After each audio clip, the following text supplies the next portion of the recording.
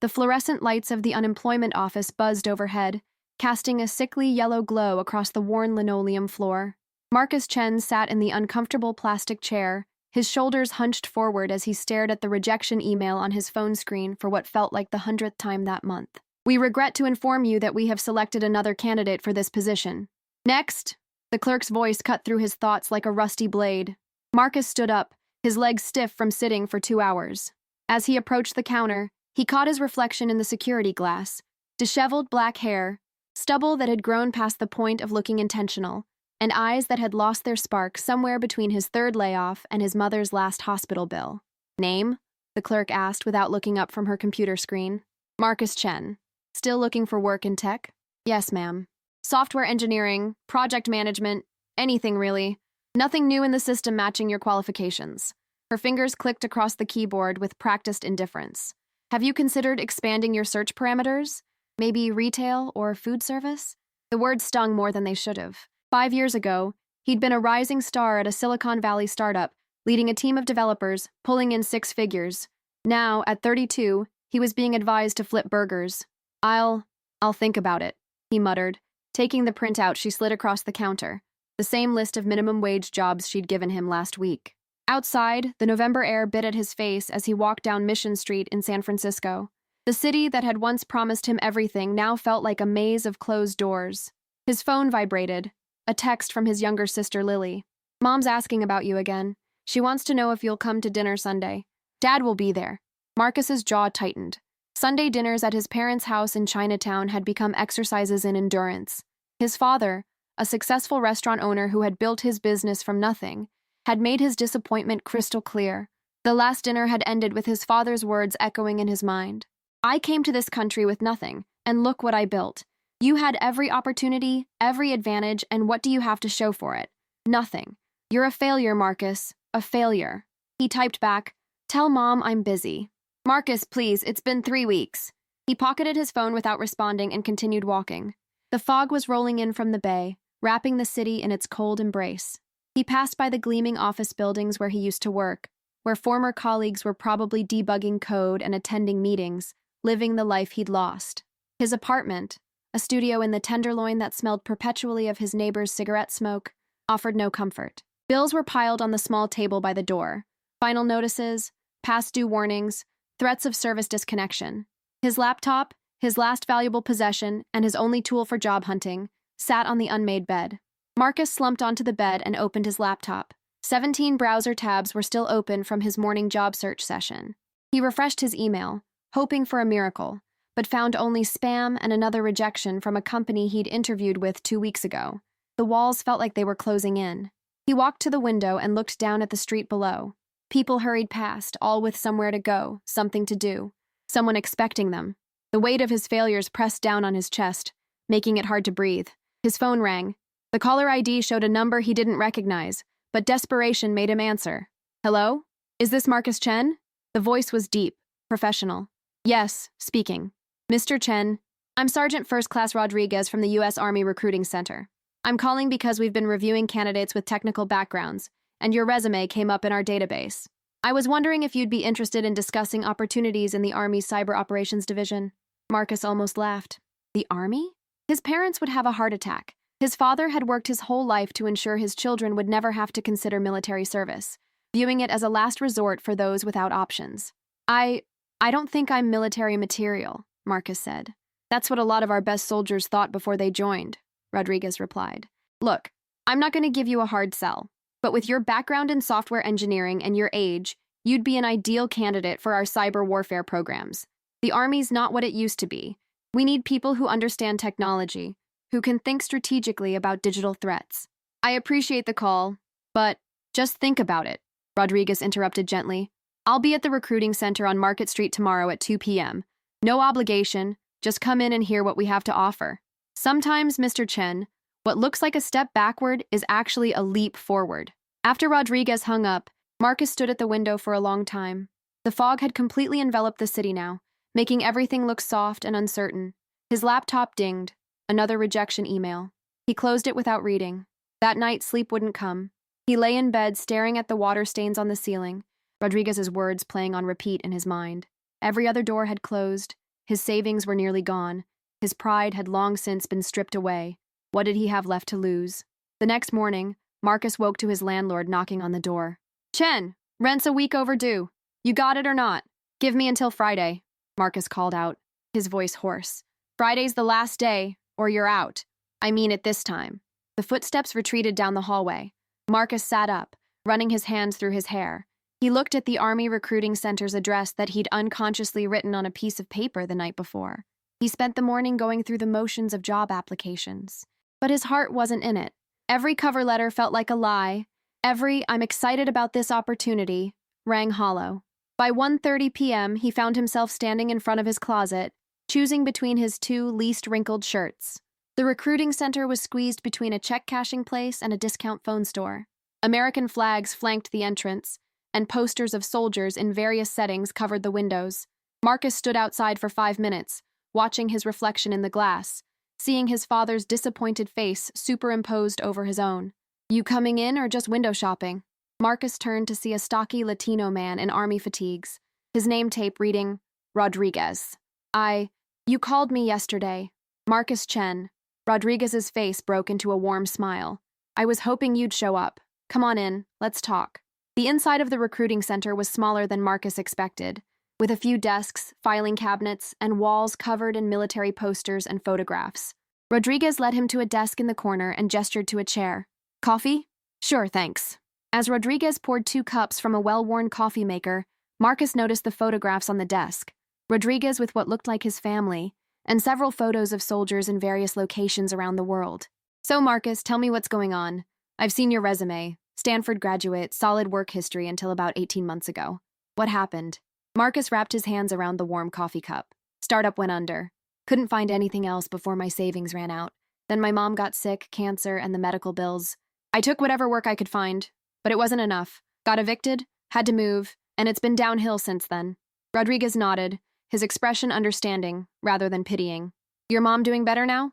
"She's in remission, thank God, but the bills are still there." "And your family? What do they think about your situation?" Marcus let out a bitter laugh. "My father thinks I'm a failure. Says it to my face every chance he gets. He came here from China with nothing, built a successful restaurant. In his eyes, I had every advantage and threw it away. Is that how you see it?" Marcus paused. "I don't know anymore. Maybe he's right." Rodriguez leaned back in his chair. "Let me tell you something, Marcus. I grew up in East LA. My older brother joined a gang, ended up dead before his 19th birthday. My younger sister got pregnant at 16. Everyone said I'd end up the same way. Another statistic. Another failure. You know what changed everything for me?" Marcus shook his head. "The Army. Not because it was easy. It was hard as hell. But for the first time in my life, my past didn't matter. What mattered was what I could do, how hard I was willing to work, how much I was willing to push myself. The Army didn't see a potential gang member from the barrio. They saw a soldier. But I'm 32. Isn't that too old? Maximum age for enlistment is 35. You're right in the sweet spot, actually. Old enough to have life experience, young enough to handle the physical demands. And with your technical background?" Rodriguez pulled out a folder. "Let me show you something." He spread out several brochures and information sheets about the Army's Cyber Operations Specialist program. "This isn't your grandfather's army, Marcus. We're fighting wars in cyberspace now. We need people who understand code, networks, systems architecture.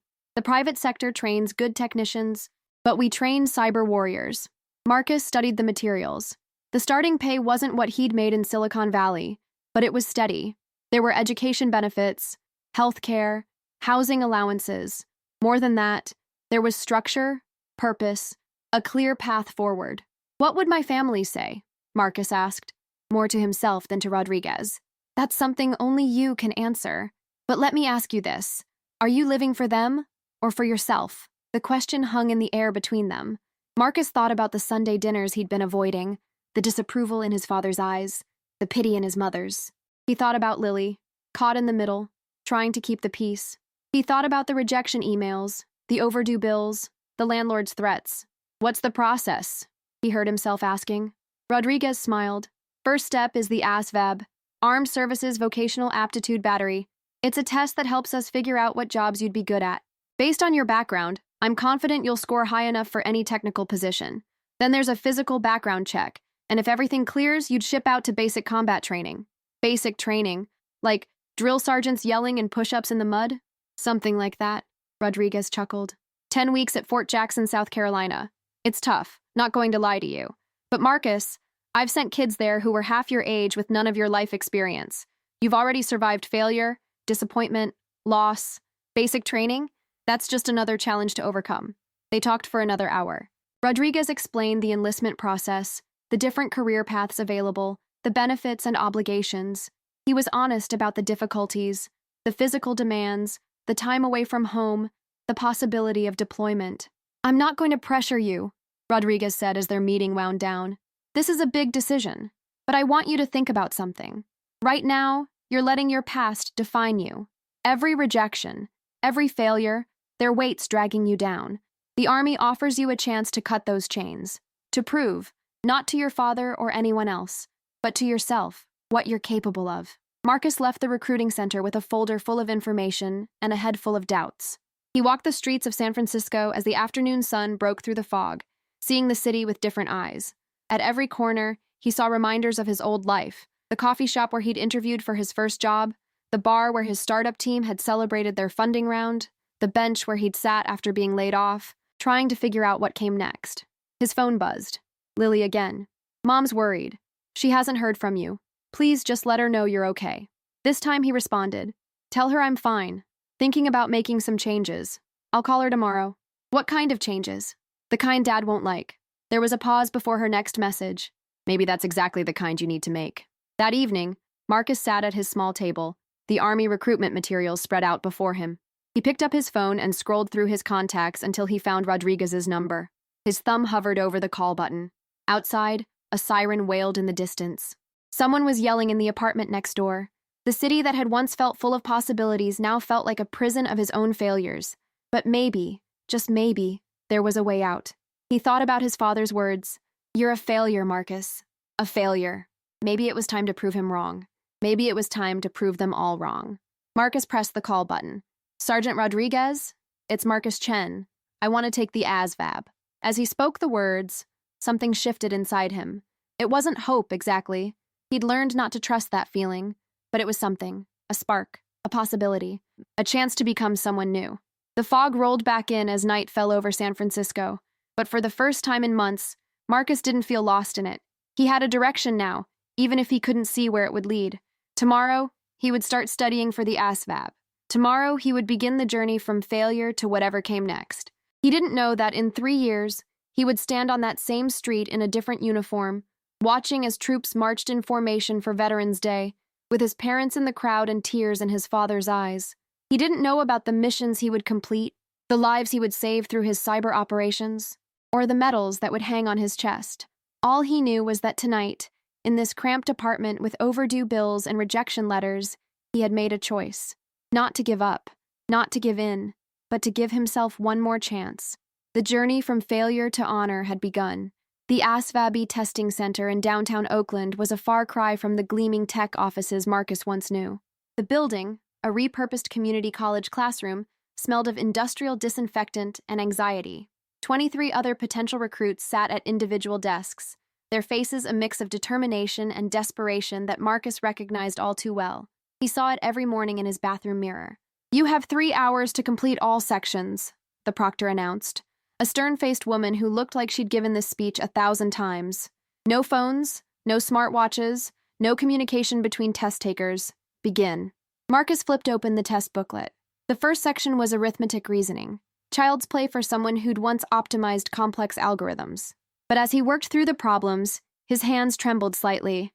This wasn't just another test. This was his last shot.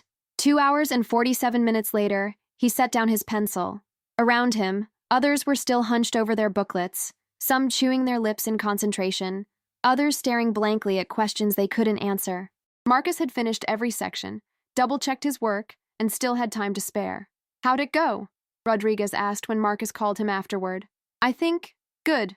When will I know? Results usually come back within 72 hours. But Marcus, I've got a good feeling about this. Start preparing for the physical. You been working out? Marcus looked down at his body, softer than it had been during his Silicon Valley days when he'd had a gym membership he could afford. Not recently. Time to start. I'm sending you the fitness requirements. Basic training is no joke. You want to show up prepared.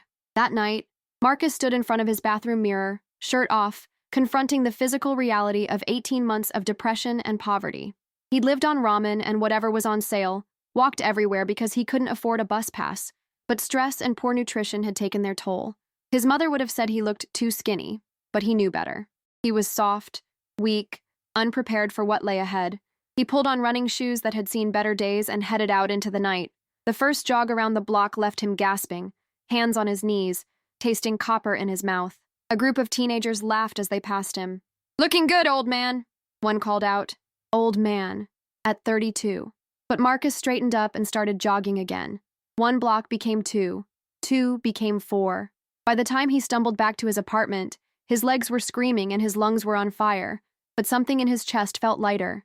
The next morning, his phone rang at 6 a.m. His father's number. "Marcus, your sister told me you're making some changes. What's this about?" "Good morning to you too, Dad. Don't be smart with me. Your mother is worried. She says you haven't been to dinner in a month. Now Lily says you're planning something?" Marcus sat up in bed, steeling himself. "I'm enlisting in the army." The silence stretched so long, Marcus checked to make sure the call hadn't dropped. "The army?" His father's voice was dangerously quiet. "My son, who went to Stanford, who had every opportunity, is joining the army like like some what, Dad? Like someone who has no other options? Because that's exactly what I am. You're giving up. That's what you're doing. Running away instead of facing your problems." "I've been facing my problems for 18 months. Marcus shot back, years of suppressed anger suddenly boiling over. "I've sent out hundreds of resumes, gone to every interview, swallowed my pride and begged for jobs I'm overqualified for. You know what that got me? Nothing. Nothing but rejection and your disappointment. If you had worked harder." "I did work hard. I worked 80-hour weeks at that startup. I sacrificed everything for a career that vanished overnight. And when I needed support, when I needed my family, all I got was judgment." "We gave you everything." His father's voice rose. "Private schools, tutoring, college. I never asked for your sacrifice. I never asked to carry the weight of your expectations." Marcus was standing now, pacing his tiny apartment. "You want to know why I'm joining the army? Because at least there, failure or success will be mine. Not yours. Mine. If you do this, you're no longer—" Marcus hung up. His hands were shaking, but not from fear, from release. He'd finally said what he'd been holding inside for years. His phone immediately started ringing again. His father. He declined the call. It rang again. This time, his mother. He let it go to voicemail. 3 days later, Rodriguez called with his ASVAB results. 97 overall, perfect scores in mathematics knowledge, electronics information, and mechanical comprehension. "Marcus, these are some of the highest scores I've seen." "What does that mean?" "It means you qualify for any job in the army. But more than that, it means the cyber operations route we discussed. You're perfect for it. There's just one more thing. We need to fast-track your physical fitness. Your test scores are great, but you need to pass the physical requirements." Rodriguez gave him the contact information for a trainer who worked with potential recruits. "His name's Mike Kowalski, former drill sergeant. He'll get you ready." Mike Kowalski turned out to be exactly what Marcus had pictured. 6 feet of solid muscle with a shaved head and a voice that could strip paint. They met at a public park at 5 a.m. the next morning. "So you're the computer guy who thinks he can be a soldier," Kowalski said, looking Marcus up and down with obvious skepticism. "I'm going to try." "Try?" Kowalski laughed. "Son, try is what you do with a new recipe. You either become a soldier or you wash out. There's no try. Drop and give me 20 push-ups. Let's see what we're working with." Marcus dropped to the ground. He made it to 12 before his arms started shaking. At 15, they gave out entirely. "Pathetic," Kowalski said, but there was something in his voice that wasn't cruel, just matter of fact. "But I've seen worse. Get up. We're going to run. And while we run, you're going to tell me why you're really doing this." They jogged, slowly, at a pace that accommodated Marcus's poor conditioning. And as they ran, Marcus found himself talking about the failure, the shame, his father's words, the emptiness of his current life. "You know what your problem is?" Kowalski said as they paused for water. "You're still trying to prove something to Daddy. That's going to get you killed in basic. You want to survive? You want to thrive? You need to find your own reason. Not because someone called you a failure, not because you've got no other options, because you choose to become something more." They trained every morning for the next month. Kowalski was relentless but fair. pushing Marcus just beyond what he thought he could handle, then pushing a little more. Slowly, 15 push-ups became 20, then 30. A mile run became 2, then 3. The soft programmer's body began to harden. During the days, Marcus studied. The Army had sent him materials about military structure, basic protocols, rank insignia. He memorized them with the same intensity he'd once applied to coding languages. At night, he lay in bed, muscles aching, mind racing with new information. His family situation remained frozen. His mother left tearful voicemails he didn't return. His sister sent texts updating him on family news, careful not to mention their father. The silence from his father was absolute. 2 weeks before he was scheduled to ship out to Fort Jackson, Marcus finally answered one of his mother's calls. "Marcus? Oh, thank God. Are you okay? Are you eating enough? Where are you staying?" "I'm fine, Mom. I'm doing better, actually." "Your father," she began, then stopped. "He's stubborn. You know how he is. But he's worried too, even if he won't say it." "I know. This Army thing, is it really what you want?" Marcus thought about the morning's training session, how he'd finally completed the full Army physical fitness test requirements. He thought about the purpose he felt when studying military cyber defense protocols. He thought about the future that was finally taking shape. "Yeah, Mom, it is. Then I support you. I don't understand it, but I support you. Just be safe, okay? Come back to us." "I will." There was one last thing to do before leaving. Marcus stood outside his father's restaurant in Chinatown, watching through the window as his father directed staff, checked on customers, maintained the empire he'd built from nothing. It was 3 p.m., the lull between lunch and dinner service. Marcus walked in. His father looked up from the register, and their eyes met. For a moment, neither moved. "Table for one?" his father asked, his voice carefully neutral. "I'm shipping out next week," Marcus said. "I wanted to say goodbye." His father's jaw tightened. "I see. Dad, I know you're disappointed." "Disappointed?" His father set down the receipt he was holding. "You think this is about disappointment? My son, my brilliant son who could have been anything, chooses to throw his life away, and you think I'm disappointed? I'm not throwing my life away. I'm trying to save it. By joining the military? By becoming a grunt, a nobody? By serving my country? By using my skills to protect? Don't give me recruitment poster slogans." His father's voice cracked. "You're my son, my only son. What if something happens to you? What if—" And suddenly Marcus understood. The anger, the harsh words, they were armor, protecting something much more fragile underneath. "Dad," Marcus said softly, "I'm already lost. I've been lost for over a year. This is my chance to find myself again." His father turned away, busying himself with receipts that didn't need organizing. "Your mother wants you to come to dinner before you leave. Will you be there?" A long pause. "It's my house, isn't it?" It wasn't an embrace, wasn't forgiveness, but it was something. Marcus nodded. "Sunday? 5 o'clock. Don't be late." Marcus turned to leave, then stopped. "Dad, that first year after you came to America, when you were washing dishes for less than minimum wage, when everyone said you'd never amount to anything, did you ever think about giving up?" His father's hands stilled on the register. "Every day." "But you didn't." "No, neither am I." The Sunday dinner was awkward, filled with long silences and careful conversations about safe topics. His mother kept touching his arm, as if to assure herself he was really there. Lily tried to keep things light with stories from her job. His father said little, but Marcus caught him watching, memorizing, storing up images for the uncertain future. As dinner ended, his father stood. "I have something for you." He disappeared into his study and returned with a small wooden box. Inside was a worn compass, its brass surface etched with Chinese characters. "This was your grandfather's," his father said quietly. "He carried it when he fled China during the war.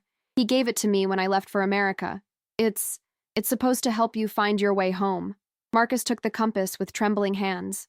"Dad, don't lose it," his father said brusquely, turning away, but not before Marcus saw the moisture in his eyes. The next morning, Marcus stood in the military entrance processing station in Oakland, surrounded by other recruits. They'd been poked, prodded, examined, and sworn in. In a few hours, they'd be on a plane to South Carolina. "Nervous?" asked the kid next to him, and he was a kid, probably 19, fresh out of high school. "Terrified," Marcus admitted. "Yeah, me too. I'm Jackson, by the way, from Fresno." "Marcus, San Francisco. What made you join?" Marcus thought about how to answer. The simple response would be that he had no other choice. But that wasn't true anymore. Somewhere between that first jog around the block and standing here in formation, it had become a choice. His choice. I needed to become someone new, he finally said. Jackson nodded as if this made perfect sense. Maybe, at 19, it did. The bus to the airport arrived, and Marcus filed on with the others. As they pulled away from the processing station, he pulled out his grandfather's compass. The needle swung wildly before settling, pointing steadily north, or maybe home, or maybe toward the future. His phone had been turned off and would stay off for the next 10 weeks. No more rejection emails, no more disappointed phone calls, no more reminders of who he used to be. Through the bus window, Marcus watched California roll by, the state that had promised him everything and delivered heartbreak. But heartbreak, he was learning, could be a beginning as much as an ending. "Fort Jackson, here we come!" Someone shouted from the back of the bus, and a nervous cheer went up from the recruits. Marcus didn't cheer, but for the first time in 18 months he smiled. Not because he was happy. Happiness would come later, if at all. He smiled because he was moving forward, because he had chosen this path, not despite his failures, but because of them. The boy who had been called a failure was gone. The man who would earn honor was just beginning to emerge. As the bus headed toward the airport and the plane that would carry him to his new life, Marcus Chen closed his eyes and let the past fall away like old code being refactored. Preparing for the transformation that awaited him in the South Carolina heat, basic training would break him down to nothing. But from nothing, anything could be built.